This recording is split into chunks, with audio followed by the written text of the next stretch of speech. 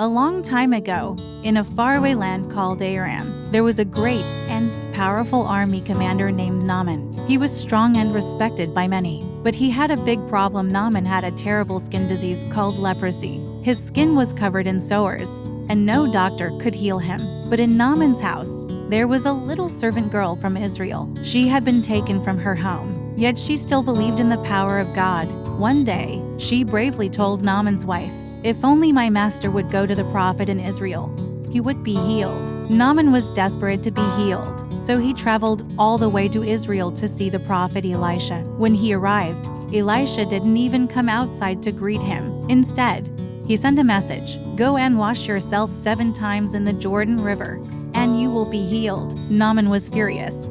"What?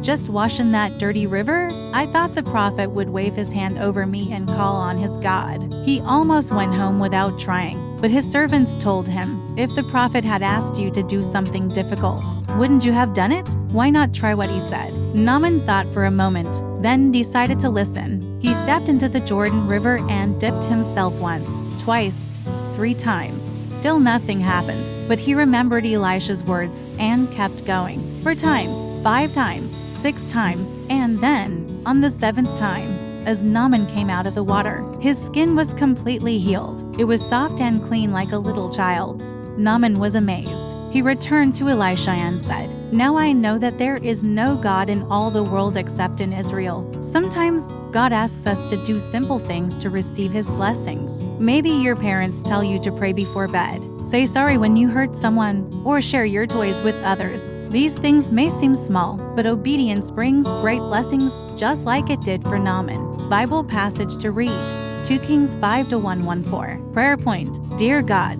help me to obey you even when I don't understand. Teach me to listen to wise advice and trust that you always know what's best for me. Amen.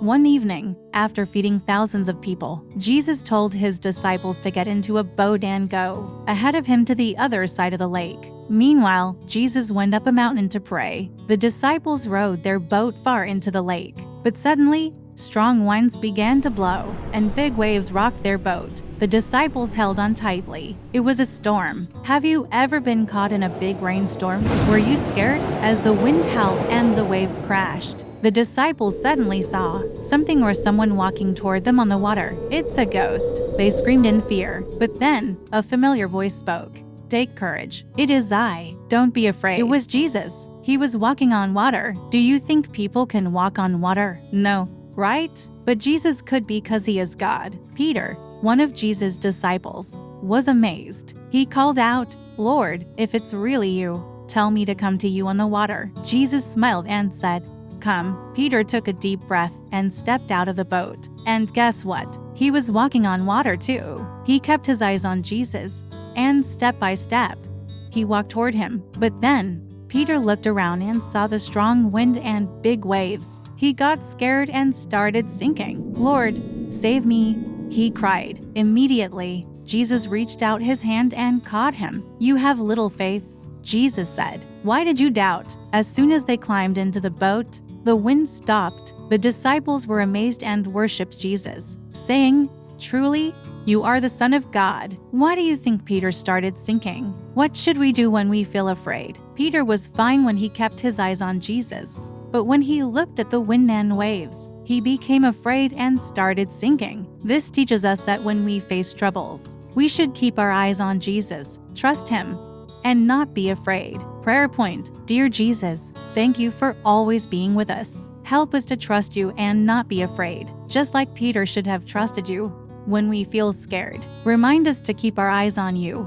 Amen. Bible text to read: Matthew chapter 14 verse 22-33. Have you ever felt small but wanted to do something big? Today, we'll hear about a little shepherd boy who faced a big giant. His name was David. A long time ago, in a land called Israel, there was a young boy named David.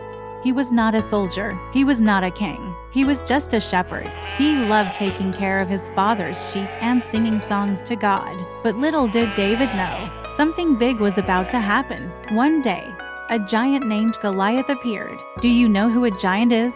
A giant is a very large person. He was taller than any man, stronger than any warrior, and his voice was loud like thunder. Who will fight me? Ha ha ha. No one is brave enough, said Goliath. All the soldiers were afraid. No one dared to fight him. But guess who stepped forward? What do you think? Was it David? Yes, David said, I will fight Goliath. The king was shocked. But you're just a boy, he said. But David believed in God. The same God who helped me protect my sheep will help me now. Saw it, David. David didn't need a sword. He picked up 1, 2, 3, 4, 5 smooth stones and put them in his pouch. With his sling, he swung one stone into the air. Boom!